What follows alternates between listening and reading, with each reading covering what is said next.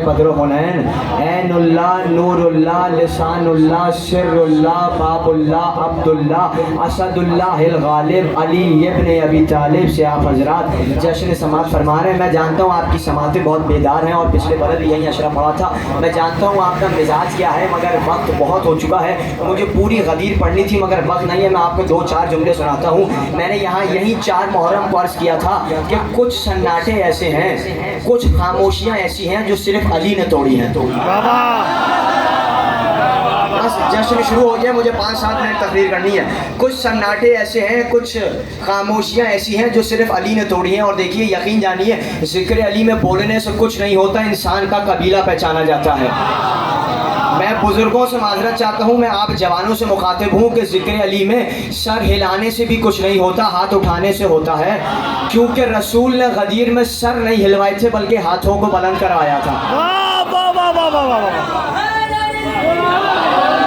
تو میرا ساتھ میں 5-7 منٹ کی زحمت ہے۔ غدیر آپ کو انشاءاللہ پھر کبھی سناؤں گا۔ میں غدیر کا منظر آپ کو سناتا ہوں۔ منظر یہ ہے کہ پالان کا ممبر رسول اللہ نے منگوایا اور انوکھا ترین ممبر بنوایا۔ یا رسول اللہ، سوال یہ ہے، آپ تو فخر سلیمان ہیں، آپ تو فخر آصف بن برقیہ ہیں۔ جب آصف بن برقیہ سلیمان کے وسیع، سلیمان کے جانشین تخت لا سکتے ہیں صرف ایک پلک جھپکنے سے پہلے، تو آپ نے مسجد نبوی سے ممبر کیوں نہیں منگوا لیا؟ تو جواب دیں گے، اس لیے نہیں منگوایا، آل محمد کے ہر کام میں حکمت موجود ہے، اس لیے پالان کا انوکھا ممبر بنوایا، تاکہ میں چاہتا یہ ہوں کہ عرب والے جب بھی اونٹ دیکھیں ان کو علی کی ولایت کا اعلان یاد آتا رہے۔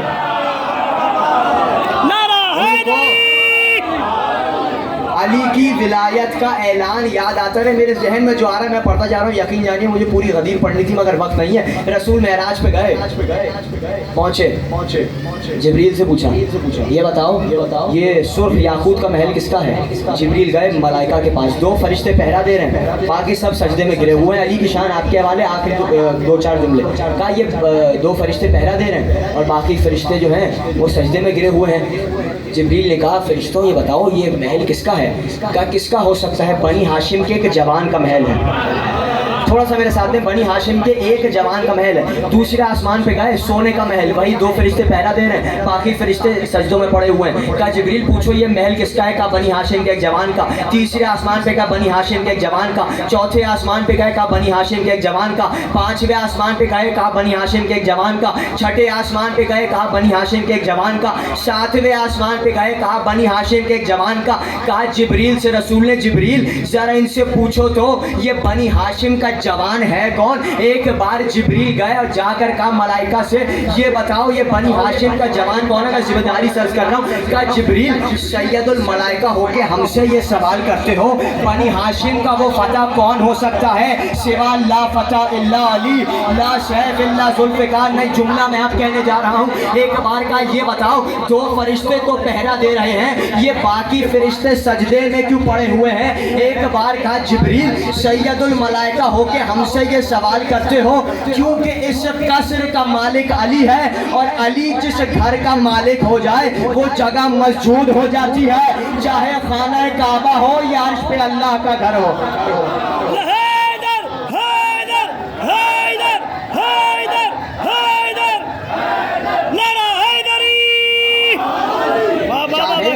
کعبہ ہو یا عرش کا محل ہو، دیکھیے تقریر میں عرض کیا تھا، پریشان ہونے والی بات نہیں ہے، تفصیل عشرے میں عرض کر دوں گا کہ جب مہدی آئیں گے تو خانہ کعبہ پہ پشت ہوگی، کسی کو اجازت نہیں ہے قبلے کی طرف پشت کر سکے، قبلے کی طرف پشت کر سکتا ہے۔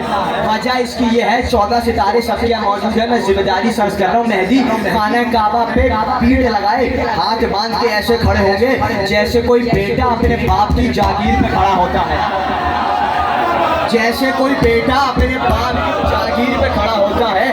وجہ اس کی یہ ہے، پہلا کعبے میں آیا تھا، آخری کعبے سے آئے گا۔ پہلا کعبے میں آیا تھا، آخری کعبے سے آئے گا۔ دیکھیے مہدی جب آئیں گے تو جن انتھوں نے، جن بہروں نے غدیر میں علی کا بلند ہاتھ نہ دیکھا تھا وہ سب بھی مہدی کو دیکھیں گے۔ وجہ اس کی یہ ہے، مہدی جب ذوالفقار نیام سے نکالیں گے، جتنے میں وہ کہتے ہیں نا ابھی تو ذوالفقار مہدی کی نکل رہی ہے، اس نکلنے میں ہی کئی لوگ مہدی کی دہشت سے مر جائیں گے. صرف مہدی کی ذوالفقار نکلنے پہ ہی, اور ذوالفقار کی بات آ گئی, آخری جملہ ذوالفقار کی بات آ گئی, تو ذوالفقار کیا ہے؟ دیکھیے آپ کسی اور کے ہاتھ میں ذوالفقار دیں, آپ سب مجھ سے بہتر جانتے ہیں, جس کا کام اسی کو سانجے. اللہ اور رسول کا ہر کام علی نے کیا ہے. وجہ اس کی یہ ہے کہ اگر آپ کسی اور کے ہاتھ میں کام دیں گے تو کام بگڑ جائے گا. جو اخبار پڑھتا ہے وہ مجھ سے بہتر جانتا ہے. حسن نثار صاحب کا کالم آتا ہے, وہ لکھتے ہیں کہ اگر گور کھن سے جو قبر بناتا ہے, اگر گور کھن سے بلڈنگ بنوائی جائے تو کیا ہوگا؟ کام بگڑ جائے گا. اگر آپ کسائی سے آپریشن کروائیں گے تو کیا ہوگا؟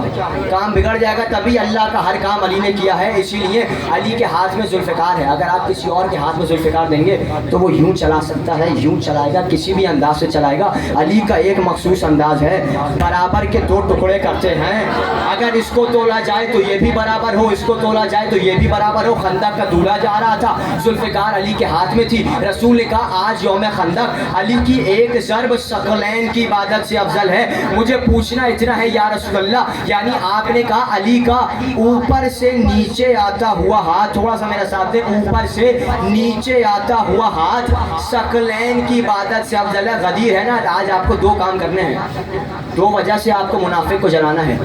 کچھ لوگوں کی تمنا تھی کہ ہم رسول کے جانشین بن گئے, وہ بھی علی بن گئے. کچھ کی تمنا تھی کہ ہم شوہر بطول بن جائیں, وہ بھی علی بن گئے.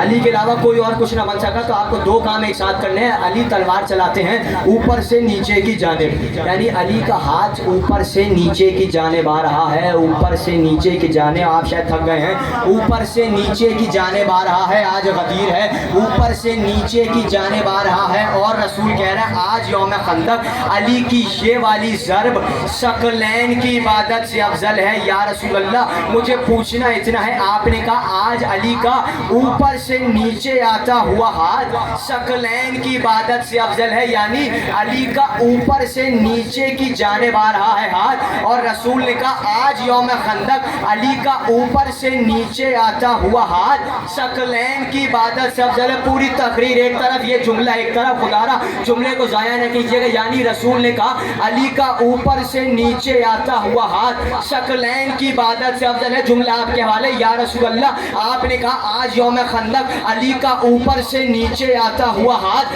ثقلین کی عبادت سے افضل ہے. یا رسول اللہ جس علی کا اوپر سے نیچے آتا ہوا ہاتھ ثقلین کی عبادت سے افضل ہے, اس کا غدیر میں نیچے سے اوپر جاتا